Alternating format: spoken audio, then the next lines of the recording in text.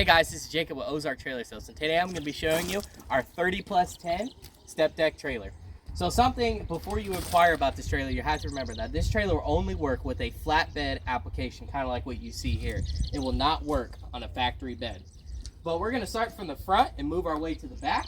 Up front here, you will have a 10-foot step with all pressure treated lumber. You'll also have a rub rail with stake pockets going all the way around the step itself. You'll have lights in every single corner in the front 2 spots as well. Your hitch system will work on a regular gooseneck ball as long as it's on a flatbed. Your safety chain and all your wiring is going to be up there. Back here, you're going to have a spare tire with dual 10K jacks.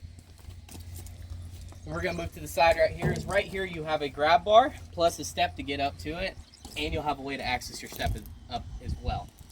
Right here is all diamond plate treading going all the way back to behind the step here. You got all pressure treated lumber going all the way down. You also have a rub rail and stake pockets on both sides running the whole length of the trailer.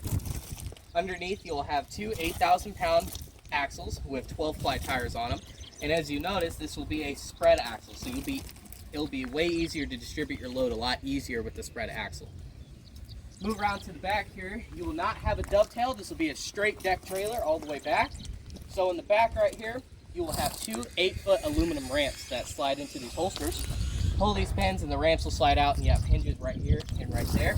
And on the back of the step as well, you'll have a hinge where you can put the ramps as well if you're pulling a side-by-side or a four-wheeler onto the step itself. This trailer is used. We've used it for our own personal applications. This trailer is for sale right now for $8,500. Come down and come look at it.